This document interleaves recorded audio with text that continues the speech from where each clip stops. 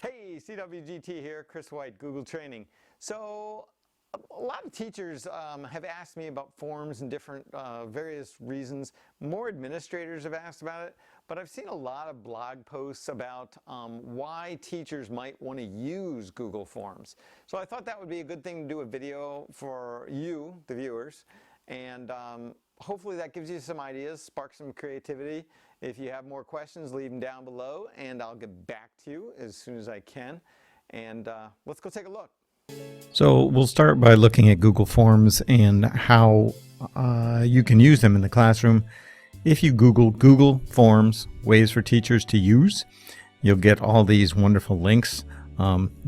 Either this person or this person stole from the other, because there's the same slideshow attributing two different people. I was going to actually use one of those to display, but I don't want to encourage that behavior. So we're just going to look at the 10 ways to use Google Forms in the classroom. And you can have questions and we can collaborate on ways to, other ways that might be possible. So I'm going to go in here and it's blog to learn to earn. And let's just see what they got here. So collect parent information. You could do that at a conference or something. I'm not sure that's necessary. We have most of that. Gather student information. If you want to do a getting to know you at the beginning of the year, I usually send one out to my advisees in the summer. Record details of a reading conference. You could do that same with a conference, so that way you have it all in a spreadsheet at the end. Sometimes pen and pencil might be better for that. Assess reading comprehension. You could use that as an opener or closer. Collect an assignment. With Hapara or Google Classroom becomes kind of redundant, but if you don't have those tools, that might be helpful.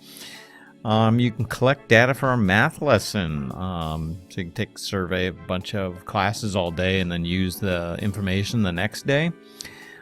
Create peer-to-peer quizzes. You could have the students create a Google Form quiz to be taken by their peers based on a concept they recently learned. Kind of limited to multiple choice, but you could do it. There are ways to make that happen. Conduct student evaluations, having them fill out a survey, give feedback about their work.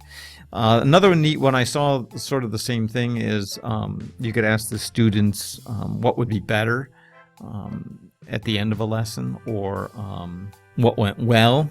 That would be another thing to collect after you tried a new lesson. You want to get some student feedback. You could create a quick assessment, sort of the same thing as the beginner and opener thing we talked about earlier. Give students a chance to reflect, and it stores all that data in a spreadsheet, which is kind of neat. So there's lots of ways to use Google Forms. Let's go check out one of these other ones as well, just for the heck of it, even though I said I wasn't going to. Just so we make sure we give credit to the right people. This one says Tom Barrett. Not sure if he's the one that created this or the other person, but I'll show that one as well. And I'm just going to click through and edit out the ones I don't think are worth it. So in math class, graphing the results of that survey you took earlier, which is kind of cool because it collects the information in a spreadsheet, so you can display that later. So you can actually, a lot of principals will use forms for evaluation visits. Teachers can use them to evaluate, let's say, a lab that students are doing in science, group work they're doing. You could create a form for yourself to store all that data, and you can just walk around with your computer in tablet mode and evaluate how things are going at any one time. This one's a little more involved, combining mobile devices, QR codes, sites, and Google Forms to have students complete learning expeditions. Kind of a neat concept, a little more involved, maybe a little more advanced, but I could always help you with that. I know some English class have book clubs and things like that. You could collect questions and ideas before the meeting, or online reading records maybe, if they're doing independent reading. You could use it as a collection device for booking and making reservations and finding students where they are and stuff like that. If students created a Google site, you could have them peer review each other's. Exit tickets for a class might be a good idea. I've seen teachers use this as an appointment building tool for their kids. There's another way to do that's probably a little better in Calendar, but I could show you either of those. If you have the opportunity to speak at a conference or something, this is a good way to collect information on how well you did from the audience. Here's an idea that the biology teachers might like to run with. Kind of an interesting concept of having the kids design a baby and looking at the consequences of that. Playing Jeopardy with a survey form as the buzzer. Sounds like an interesting kind of idea. I kind of like this mashup. A single reusable Google form for students to enter multiple choice questions based on responses. The teacher asks the students to go to the form bookmarked previously and answer the A, B, C, D, but the teacher can select the question by a unique identifier and quickly display a graph, response graph, and stuff like that. So that's kind of cool. Sort of like a clicker. So I found the same exact slideshow here. 80 interesting ways to use Google Forms. Teacher thought. And this one, see the presentation by Graham Atwell. So somebody is obviously cheating and getting that from the wrong source, but hopefully one of you get the same credit.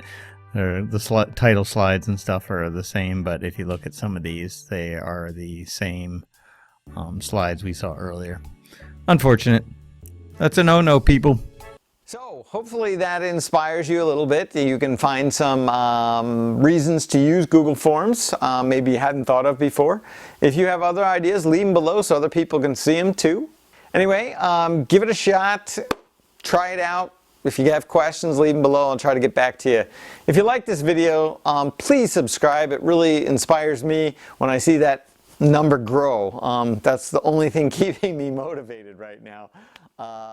Anyway, till next time.